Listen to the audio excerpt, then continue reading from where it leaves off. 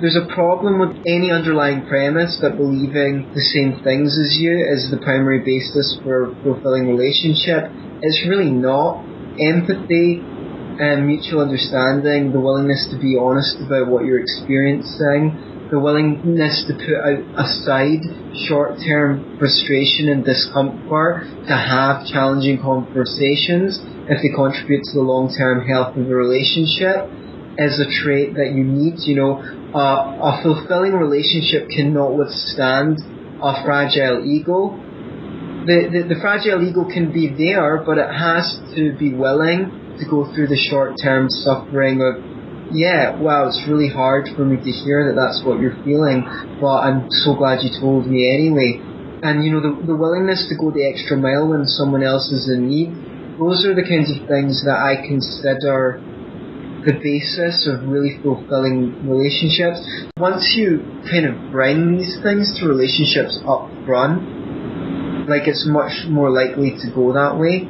When I was dating, I brought up stuff about open and honest communication and how I was into that kind of stuff first, second, third date, and girls were usually like, oh, that's so interesting, can you give me examples and things like that. I think, girls read a lot more self-help media and media on relationships in general. That's why the girl magazines have lots of stuff about that.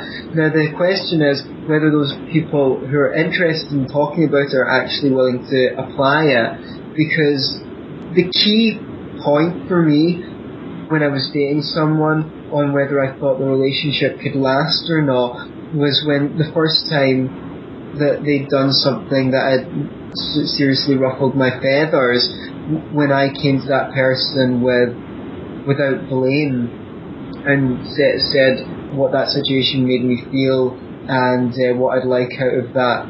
Were they willing to engage in a conversation or problem solving, or did they just get super duper defensive or even offensive?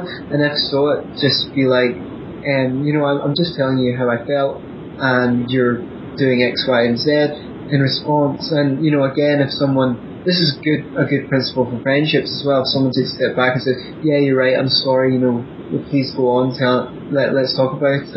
I think the willingness to engage on the topic is make or break in relationships.